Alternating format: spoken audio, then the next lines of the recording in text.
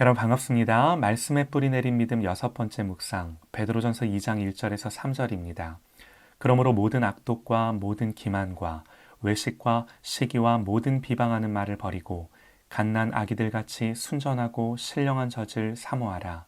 이는 그로 말미암아 너희로 구원에 이르도록 자라게 하려 함이라. 너희가 주의 인자하심을 맛보았으면 그리하라. 아멘. 신령한 젖을 사모하라 라는 제목으로 하나님의 말씀 나눕니다. 다윗은 시편 19편에서 하나님의 말씀에 대해 이렇게 고백합니다. 여호와의 율법은 완전하여 영혼을 소성시키며 여호와의 증거는 확실하여 우둔한 자를 지혜롭게 하며 여호와의 교훈은 정직하여 마음을 기쁘게 하고 여호와의 계명은 순결하여 눈을 밝게 하시도다. 여호와를 경외하는 도는 정결하여 영원까지 이르고 여호와의 법도 진실하여 다 의로우니 금 곧 많은 순금보다 더 사모할 것이며 꿀과 송이꿀보다 더 달도다. 또 주의 종이 이것으로 경고를 받고 이것을 지킴으로 상이 크니이다.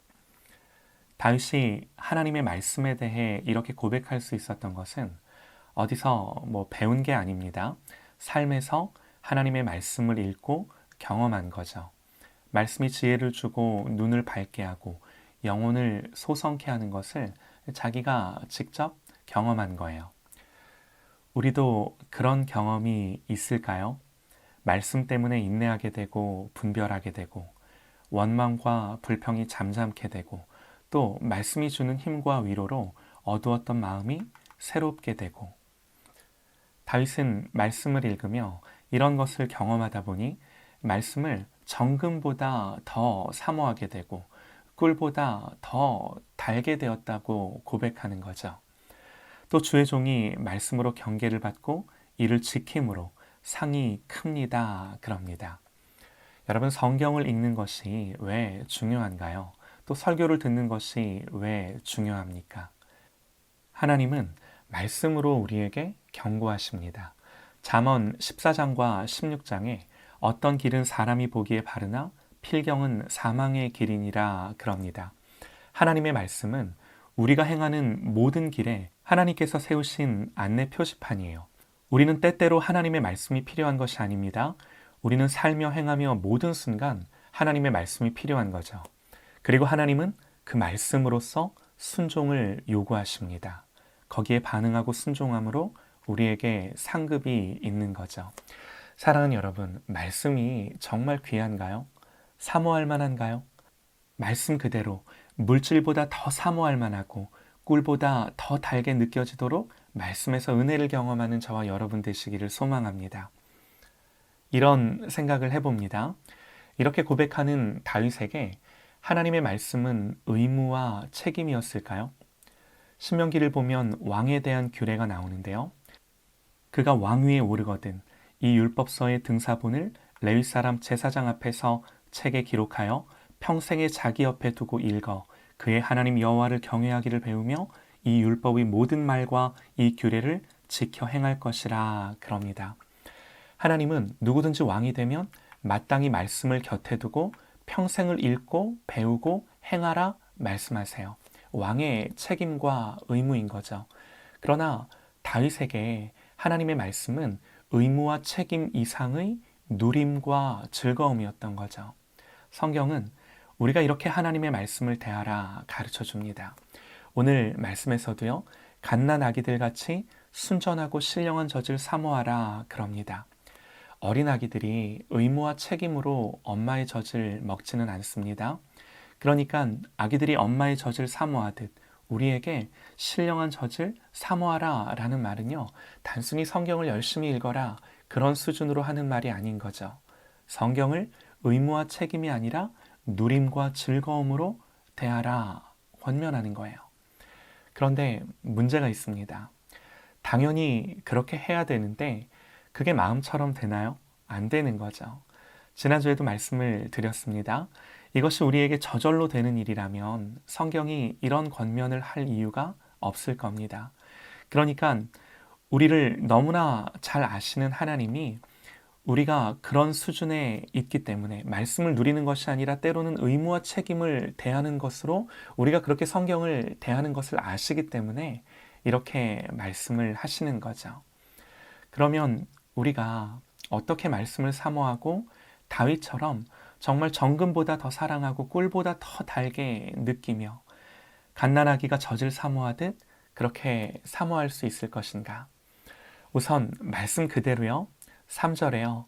너희가 주의 인자하심을 맛보았으면 그리하라. 성경도 그렇게 우리에게 권면하는데요. 먼저 맛보는 겁니다. 한 번이라도 은혜를 받고 맛보는 경험이 있어야 하는 거죠. 맛본다는 표현이 요즘 우리에게 참 적절한 듯한데요. 여러분 맛있는 거 맛보려면 어떻게 하세요? 맛집에 가는 거죠. 뭐 거리, 시간, 심지어 가격 상관없어요. 찾아가는 거죠. 어디가 맛있는지 검색하는 거죠. 평점도 꼼꼼히 읽어보고 공부하듯 비교 분석합니다. 뭐 다른 거 다 떠나서요.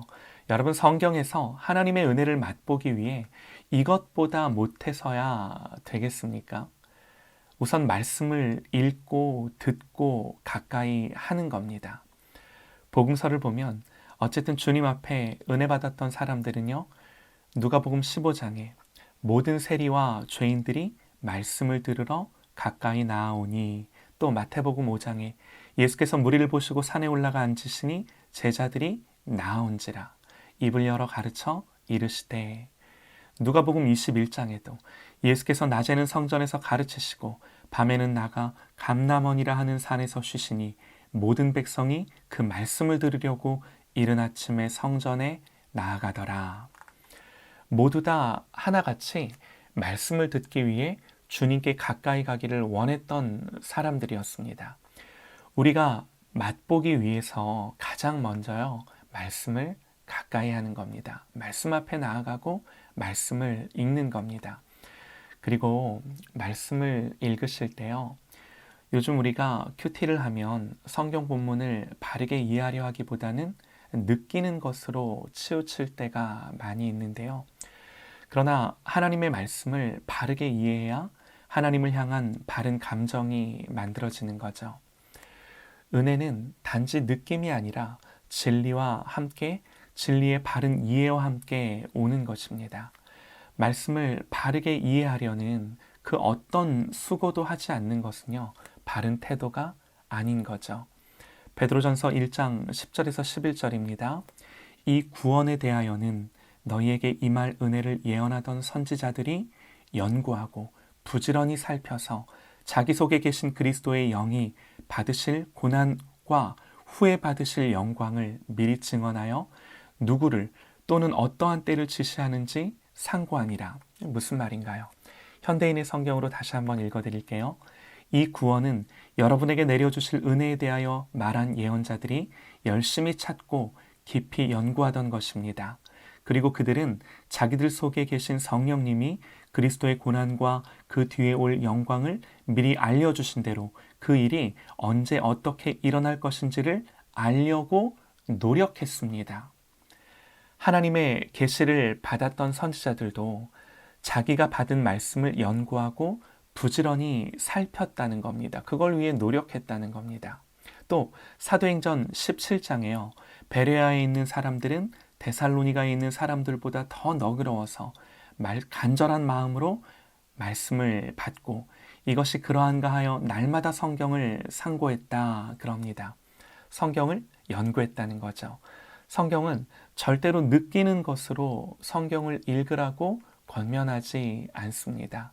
말씀을 알기 위해 찾아도 보고 물어도 보고 배우기를 힘쓰는 거죠. 여러분 그렇게 말씀을 대하는 저와 여러분 되시기를 간절히 소망합니다. 그리고 무엇보다 가장 중요한 것, 어떻게 하면 신령한 젖을 사모하기 위해 주의 인자하심을 맛볼 수 있는가? 우리가 성경에서 은혜를 경험할 수 있는가?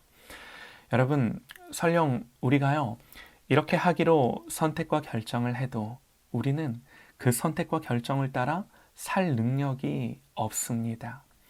오직 성령님의 도우심이 아니면 우리가 결단한 것조차 하지 못할 때가 많은 거죠. 어린아기들 같이 순전하고 신령한 젖을 사모하는 욕구는요, 성령님이 주시지 않으면 저절로 우리 안에 일어나지 않습니다. 때문에 우리는 하나님의 은혜와 도우심을 구하지 않을 수가 없는 거죠. 하나님의 도우심이 없으면 성경을 읽고 싶은 생각조차 들지 않는 겁니다.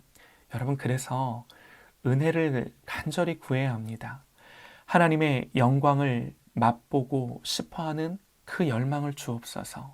주님, 성경을 알고 싶은 마음을 주옵소서. 읽고 싶은 마음을 주옵소서. 가난한 심령으로 은혜를 구하고 또한 말씀을 읽을 때 성령께서 조명해 주시기를 구하는 것. 여러분, 이것보다 중요한 것은 없는 거예요. 하나님 구하는 자에게 반드시 주십니다. 하나님 반드시 은혜를 주시고 맛보게 하셔서 또 내가 맛본 그것을 또 맛보고 싶은 이 영적인 선순환들, 또 영적이면서도 이 선한 욕구들을 주셔서 저와 여러분의 믿음이 반드시 자라가게 하실 것입니다.